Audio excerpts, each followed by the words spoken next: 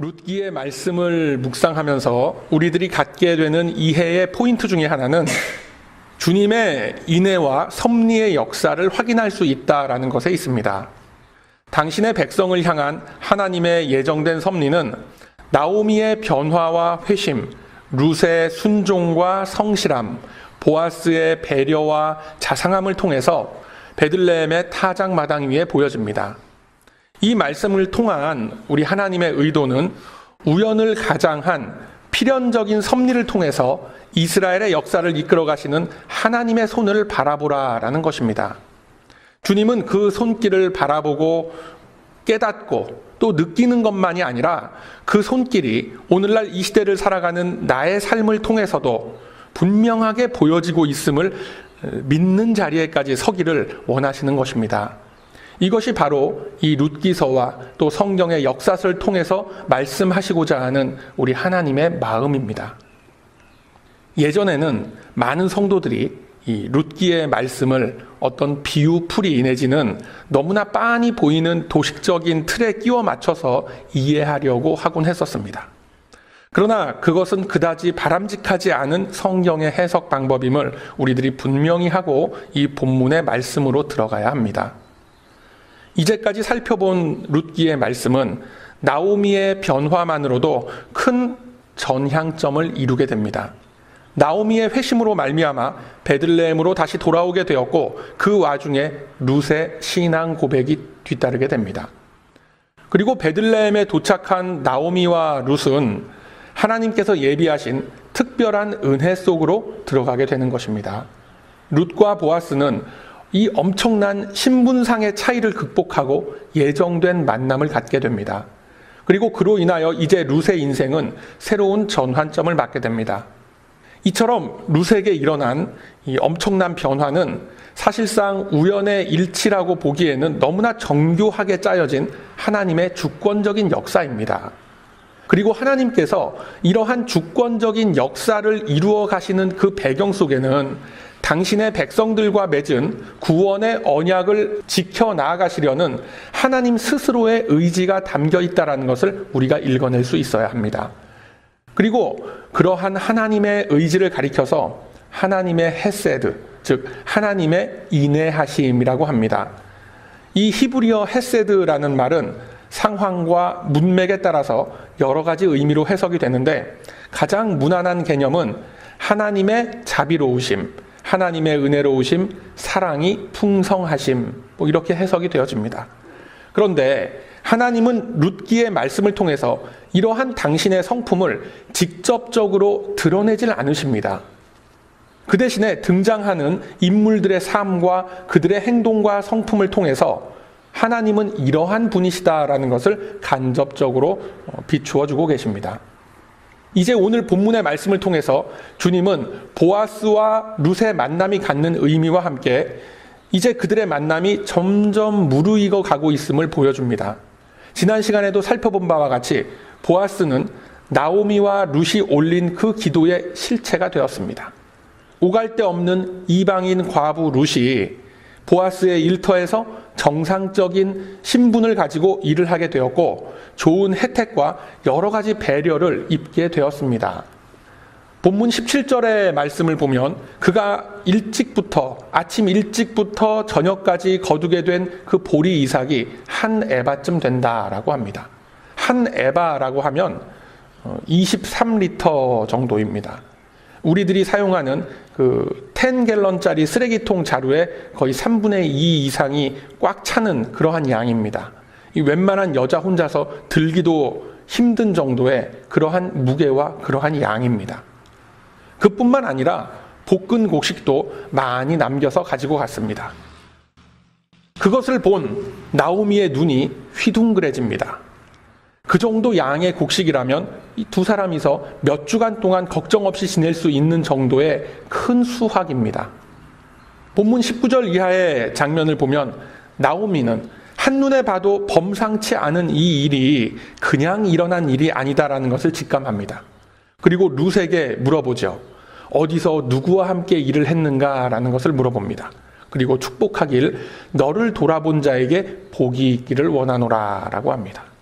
이러한 나오미의 축원 속에는 이미 하나님께서 그들을 향해서 그 얼굴빛을 비추어 주셨음에 감사하는 의미가 담겨 있는 겁니다. 즉, 누군가가 룻을 돌보아 주지 않았다면 이렇게 큰 수확은 일어날 수 없다라는 사실을 나오미는 이미 잘 알고 있었던 겁니다. 룻은 자랑스럽게 자신이 어디에서 누구와 일했음을 말합니다. 룻의 입에서 보아스라는 말이 나오자 나오미는 다시 한번 정식으로 보아스를 위해서 축복을 합니다. 그리고 이어서 그에 대한 설명을 빼놓지 않고 합니다. 본문 20절 말씀 보면 생존한 자와 사망한 자에게 은혜 베풀기를 그치지 않는 자라고 합니다. 이미 나오미는 보아스에 대해서 잘 알고 있었습니다. 보아스는 죽은 나오미의 남편 엘리멜렉의 친족이었고 당시 베들레헴 지역에서 명망이 높은 유력한 자였음을 나오미 역시 잘 알고 있었습니다. 그리고 그들이 예전에 모압으로 이민을 떠나기 전부터 뭔가 도움을 받곤 했던 그런 과거가 있었음을 암시해 주는 것입니다. 이제 그러한 사람과 연결이 되었기 때문에 나오미는 더 이상 생계 걱정은 하지 않아도 될 정도로 안심이 되었을 것입니다. 그런데 여기서 중요한 것은 나오미의 시선과 관심은 보아스의 그 친절과 그 자비로움과 그 호의에 맞춰져 있지 않다라는 겁니다. 나오미의 관심은 기업을 물을 자에 맞춰져 있습니다. 기업을 물은다라는 개념은 레위기 25장에 등장하는 개념입니다. 당시 이스라엘 사회에서는 어떤 사람이 위기를 당했을 때 그 가까운 친족이 대신 회복시켜줘야 할 책임이 있었습니다. 그러한 책임을 가진 자를 고엘이라고 합니다. 쉬운 표현으로는 구속자, 영어로는 리디머 이렇게 표현을 합니다. 그 책임의 내용을 구체적으로 보면 친족이나 가까운 친척이 빚을 지게 돼서 소유한 땅을 팔게 되었다면 그의 잃어버린 땅을 다시 구입을 해서 그에게 줌으로써 그 친족이 재기할 수 있게 도와주는 법적인 장치입니다. 또는 친척 중에 누군가가 빚을 지고 노예로 팔려가게 됐다라고 하면 그 몸값을 대신 지불을 해줘서 다시 사옴으로써 그가 자유의 몸이 되게끔 해주는 것입니다. 뿐만 아니라 자기의 친족이 대를 이을 자녀가 없이 사망했을 경우에 남겨진 그 미망인 그 과부와 결혼을 해서 자녀를 낳도록 해주는 겁니다. 그래서 가문을 계속해서 이어가게끔 해줘야 합니다. 그것을 가리켜서 수혼법, 계대 결혼, 형사 취수제 여러 가지 말로 표현을 하지만 다 같은 의미입니다. 잦은 전쟁 등으로 남성의 인구가 부족했던 시대에 종족의 생존을 위해서 어쩔 수 없이 행해야 했던 제도였습니다. 또 다른 임무는 근족이 그 가까운 친척이 억울한 죽임을 당했을 때 그의 죽음을 복수할 책임이 있었습니다. 그리고 친족이 범죄를 저질렀을 경우에 상황에 따라서는 그의 죄값을 대신 치러야 했습니다. 이처럼 기업을 물은다라는 것은 많은 의미를 내포하고 있고 그것의 기본 정신은 이스라엘 백성들 사이의 사랑입니다. 사랑을 표현하고 그 사랑을 실천하기 위해서 대신 희생의 짐을 져주고 고통을 나누는 것입니다. 이 같은 제도는 현대 사회에서도 어떤 그 사회보장 제도나 소외된 계층에 대한 복지 제도의 근거를 이루는 이론적 기반이 되기도 합니다. 그리고 더 나아가서는 하나님 백성들의 죄를 대신 감당하사 십자가에서 자신의 몸을 희생 제물로 드리신 예수님의 희생적 사랑을 나타내고 있는 것입니다. 그래서 그러한 은총을 입은 하나님의 백성들이 어떻게 살아가야 할지에 대해서 성경은 이렇게 가르치고 있습니다.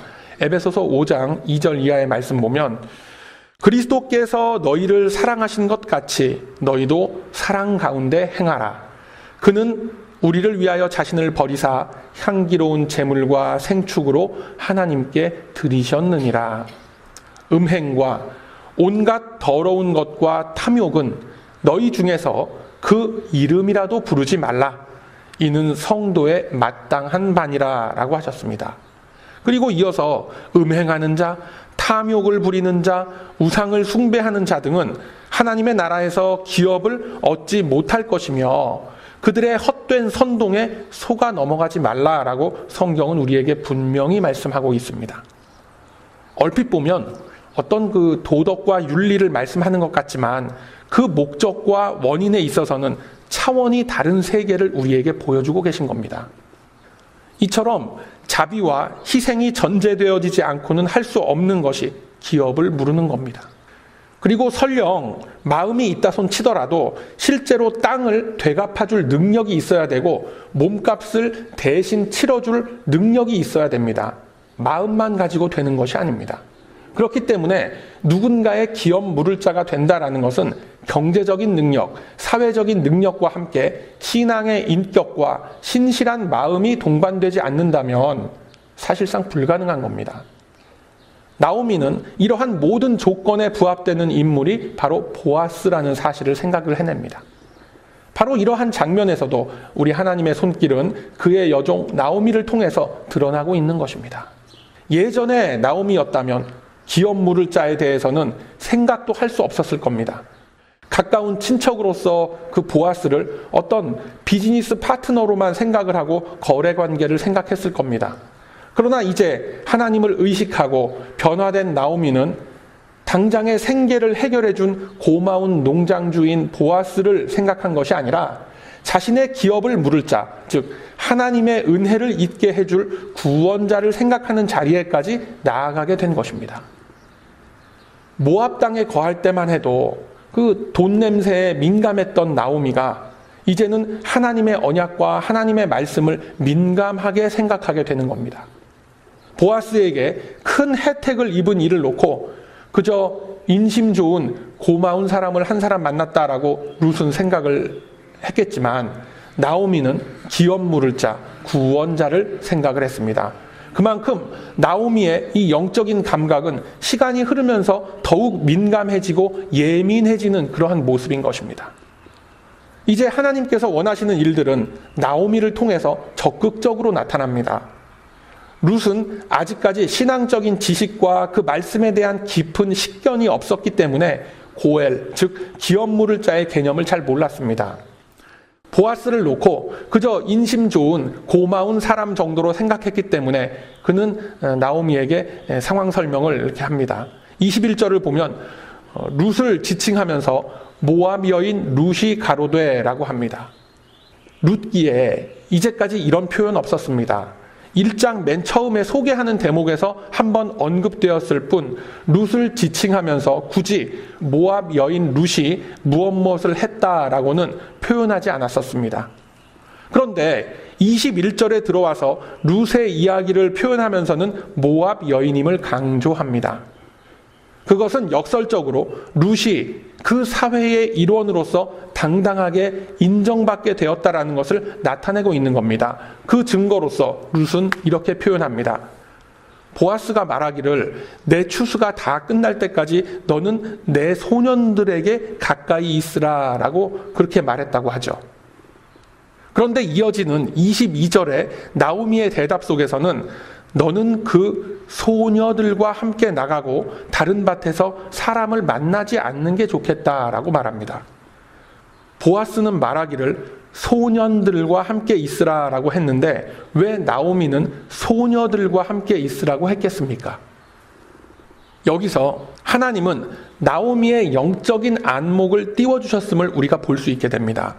소년들과 머물라라는 것은 단순히 보아스 농장의 한 일꾼으로서 일거리를 보장받고 안정된 신분을 유지하게 되는 것에 그치게 되는 겁니다. 사실 이것만으로도 룻과 나오미의 생계는 해결됩니다. 그러나 주님은 더 크고 중요한 것을 보여주십니다. 이것은 이제껏 생각하지 못했고 보지 못했던 전혀 다른 차원으로서의 변화입니다. 나오미는 이제 룻과 보아스의 특별한 미래를 생각하게 됩니다. 즉 보아스가 단지 생계를 해결하는 데 도움을 주는 그런 존재가 아니라 구원자로서 그들의 신분과 그들의 잃었던 재산 등을 되찾게 해주는 기업 물을 자로서의 관계를 준비하게끔 하는 겁니다. 즉 룻이 미처 생각하지 못했지만 나오미는 이제 보아스의 신부로서 룻을 준비시키는 과정에 들어가게 된 겁니다. 이제 나오미의 생각에는 룻이 보아스의 소년들, 그곳의 일꾼들과 막 어울리면서 자칫 문 남성들의 입에 오르내리는 일이 벌어지면 안 된다라는 것까지 생각을 하는 겁니다. 쉽게 얘기해서 이 시어머니가 과부된 며느리의 그 재혼 계획까지 관여를 해서 다 배려해주고 있는 그러한 모습인 것입니다. 자칫하면 천금같이 찾아온 보아스와의 기회를 날려버릴 수도 있겠다라는 걱정이 들게 되자 나오미는 룻을 조심시키는 겁니다. 그리고 룻은 그러한 나오미의 신신당부 앞에 순종합니다. 이처럼 영적으로 민감해지고 영적으로 예민해지니까 이제까지는 볼 수 없었던 것들을 보게 되고 하나님의 말씀을 생각할 수 있는 자리에까지 이르게 되는 것입니다.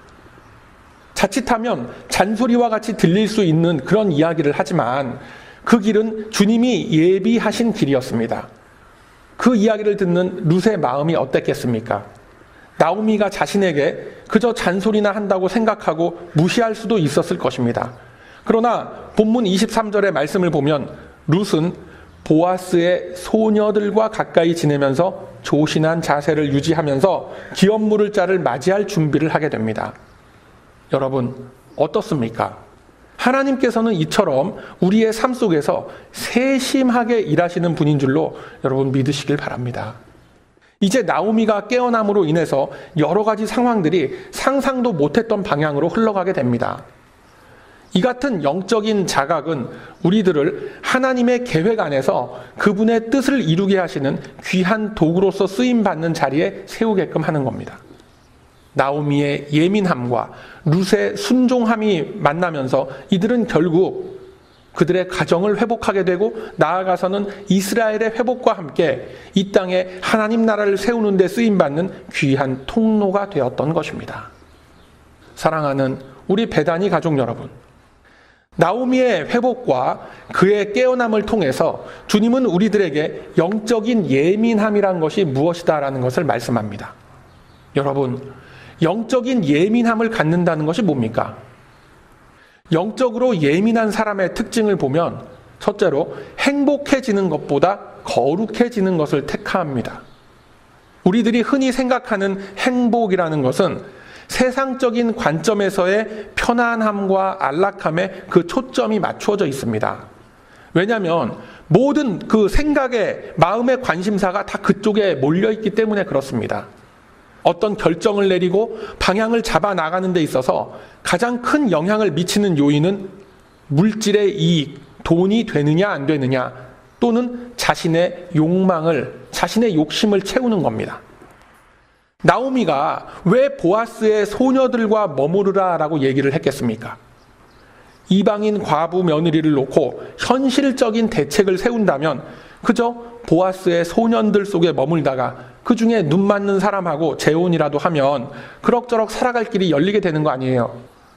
보아스가 누구라고 감히 당대 최고의 그 유력한 자에게 이방인 과부를 들이댈 수가 있겠습니까? 그저 보아스의 눈에 잘 들어서 파타임 일자리라도 얻으면 그것만으로도 나오미와 룻은 충분한 겁니다. 이것이 그들 앞에 닥쳐있는 현실입니다. 그러나 이제 영적으로 깨어난 그 나오미는 당장 눈앞에 놓인 보리이삭 한 자루와 볶은 곡식에 함몰되어 있질 않습니다. 그는 하나님의 말씀을 의식했고 그들에게 임할 기업 물을 자의 도움 앞에 소망을 걸게 된 겁니다. 아직까지 보아스가 기업 물을 자의 자리에 서는 것을 허락할지 안 할지도 모르는 상태입니다. 객관적인 조건만을 보면 보아스가 그것을 허락할 확률은 높은 것 같습니까? 낮은 것 같습니까? 매우 낮죠. 보아스가 뭐가 아쉽다고 모압의 과부와 결혼을 함으로써 자신의 체면과 사회적 지위와 재산의 손실을 감수하겠습니까? 누가 봐도 안타깝지만 쉽게 이루어질 수가 없는 사이입니다. 그러나 나오미는 말씀 속에서 주시는 그 소망을 잃지 않았습니다. 비록 현실의 갭은 높았지만 거룩한 길을 택했을 때 교통하시는 성령의 역사가 반드시 일어나게 됨을 믿었던 여인입니다. 만약에 보아스에게 기업 물을 자의 자리에 서라고 요청을 했는데 거절당하면 어떡합니까? 자칫하면은 그나마 얻은 이 룻의 일자리마저도 날려버릴 수가 있는 거죠. 그래도 나오미는 하나님의 말씀을 믿었고 룻은 그 믿음 앞에 순종했습니다. 당장 눈앞에 놓인 안녕과 행복보다 말씀을 통해 이어지는 그 소망에 그들의 목표를 두었던 것입니다. 이처럼 주님은 나오미와 룻을 사용하시면서 그들의 마음이 먼저 거룩한 방향을 향하도록 역사해 주셨습니다. 또한 영적으로 민감한 사람들의 또 다른 특징은 사람의 관점에서 사물을 생각하고 판단하지 않더라는 겁니다. 그들은 하나님의 관점에서 보고 생각합니다. 순종하는 훈련이 되어 있습니다. 본문 23절 말씀 보면 룻은 나오미의 말에 더 이상 토를 달지 않고 순종합니다. 여러분, 룻이 바보가 아닌 이상 자신의 처지를 왜 모르겠습니까? 보아스의 밭에 숱하게 있는 그 여러 청년들 중에 자신과 함께 새로운 인생을 꾸려갈 사람을 찾고 싶지 않았겠습니까? 그러나 룻은 은혜 베풀기를 쉬지 않으시는 하나님의 역사하심을 믿었고 나오미와 자신의 마음속에 교통 역사하시는 성령의 음성 앞에 순종했던 겁니다. 이곳까지 모압에서 베들레헴 땅까지 인도해 주신 하나님의 손길은 지금의 이 시련과 고통 또한 반드시 이길 수 있게 해주실 것이다 라는 믿음을 안고 보리 추수와 밀 추수가 끝난 때까지 한눈 팔지 않고 이삭을 주우면서 그 시어머니 나오미와 함께 거했던 겁니다. 이러한 나오미와 룻의 모습을 통해서 주님은 이 시대의 우리들에게도 동일한 인생의 과정 속에서 주님이 인도하시는 길 위에 서라라고 말씀합니다. 우리들 역시 긴 인생의 시간들을 살아가면서 나오미가 겪었던 슬픔과 좌절감, 룻이 겪었던 그 슬픔과 미래에 대한 불안감을 안고 살아갑니다. 룻을 한번 생각해 보세요. 룻은 그 베들레헴 땅이 낯선 타지입니다. 아무리 오래전에 시댁이 있었던 그런 곳이라고는 하지만 그에게 이제 남편도 없고 오히려 그가 뼈 빠지게 일해서 부양해야 할 나오미가 있는 겁니다. 당장 모압으로 돌아가고 싶고 또는 나오미 몰래 다른 삶을 개척해 보고 싶은 생각이 룻이라고 왜 안 들었겠습니까? 그러나 룻은 자신이 드렸던 어머니의 백성이 나의 백성이 되고 어머니의 하나님이 나의 하나님이 되신다라는 이 고백과 같이 다른 길을 생각하지 않고 기업물을 자에 대한 소망을 갖고 자신의 생활 속에 전념했던 것입니다. 여러분, 우리들이 이 땅 미국에 사는 삶 또한 이게 녹록하지가 않습니다. 그러나 이곳까지 우리들을 인도하신 우리 주님의 손길은 이 땅 위에 예비하신 주님의 계획과 뜻을 우리들의 삶 속에서 하루하루 이루어 가실 것입니다. 오늘 본문의 이 말씀이 이를 증거하고 있다는 사실을 믿으시길 바랍니다. 그들은 모압 땅에서 모든 것을 다 잃었던 사람들입니다. 우리들이 표현할 때는 그냥 쉽게 한 줄의 문장으로서 표현을 하지만 그 한 줄의 문장으로 표현되기까지 얼마나 많은 사건과 감정의 동요가 그들에게 일어났겠습니까? 숱한 좌절과 원망과 분노와 의문과 고민의 나날들을 보낸 후에 비로소 베들레헴으로 돌아왔습니다. 그럼 돌아온 후에는 평탄했습니까? 그렇지가 않습니다. 나오미의 입장에서는 그 며느리에게 눈칫밥 얻어먹고 사는 자신이 얼마나 초라하고 얼마나 미안했겠습니까? 반대로 룻의 입장에서는 억울하다라는 생각이 왜 안 들었겠습니까? 그러나 이러한 인생의 희노애락과 생로병사의 모든 과정들을 다 지켜보면서 나오미는 하나님 중심의 신앙을 세우게 됩니다. 그 시간이 결코 짧은 시간이 아니었습니다. 이와 같이 우리들이 살고 있는 이 시대에도 이 동일한 고통과 연단의 시간들은 예외 없이 주어집니다.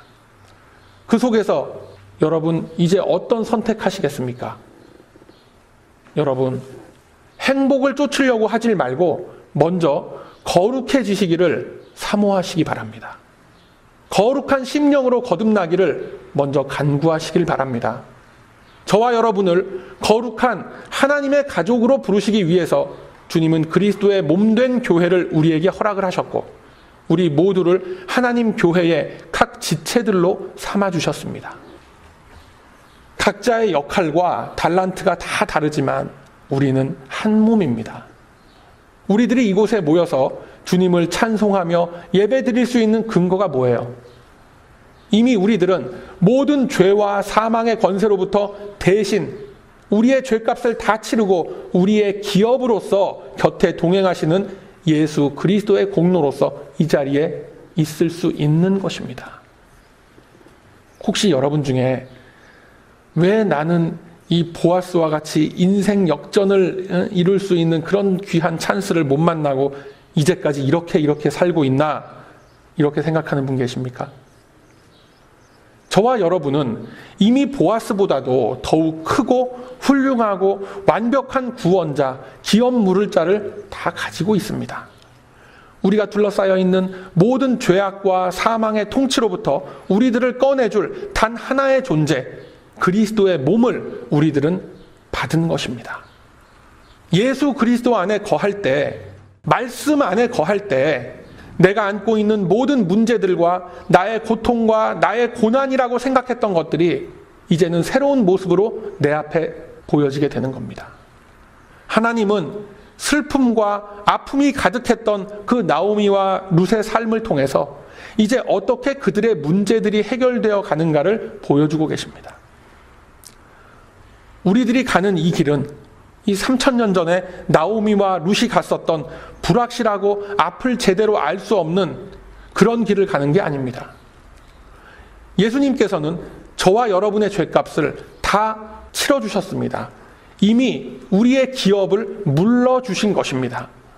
우리들은 더 이상 밭에 나가서 이삭을 주우면서 언젠가 임할 구원자의 소식을 기다리며 그 인고의 세월을 보내지 않아도 됩니다.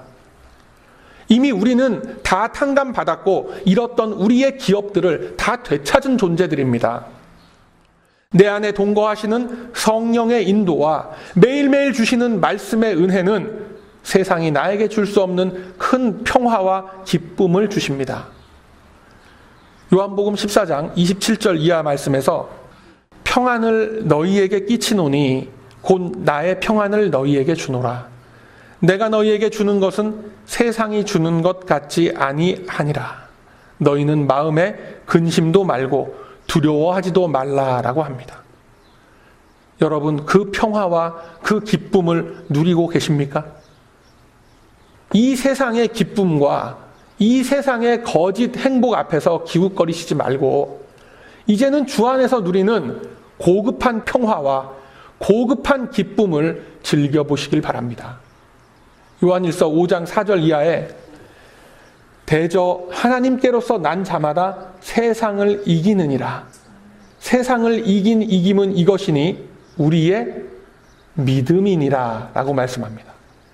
앞서간 믿음의 선배들이라고 특별한 비법이 있었던 것이 아닙니다. 우리들의 삶을 통해서 역사하시는 하나님의 손길을 믿고 순종하는 것, 그것뿐이었음을 기억하시길 바랍니다. 오늘 이 말씀을 통해서 다시 한번 내가 추구하고 내가 바라는 것이 과연 무엇이었는지를 한번 되짚어 보시기를 바랍니다. 이제는 나의 결단과 나의 의지입니다. 이미 주님께서 우리를 위하여 해주실 수 있는 것은 다 이루어 주셨음을 믿고 이제는 나의 믿음과 나의 순종함으로 주께서 열어가실 진정한 행복의 길, 구원의 길 위에 서시길 바랍니다. 그 길 앞에 함께 믿음으로 결단하고 다짐하면서 인내함으로 나아가는 우리 모두가 되길 소망합니다. 우리 앞에 놓인 여러 갈래의 길 앞에서 말씀의 길, 거룩의 길 앞에 서기를 간구하며 실천하는 그 귀한 심령들에게 우리 주님의 아낌없으신 자비와 긍휼의 손길은 영원히 함께 하실 것입니다. 그러하므로 이제는 우리 삶 속에 역사하시는 주님의 손길 앞에 더욱 가까이 다가서서 그 능력의 역사를 체험하며 인도하시는 그 길 위에 주님의 귀한 도구로 쓰임받으시는 저와 여러분의 복된 삶이 다 되시길 이 아침에 주님의 이름으로 축원드립니다. 아멘.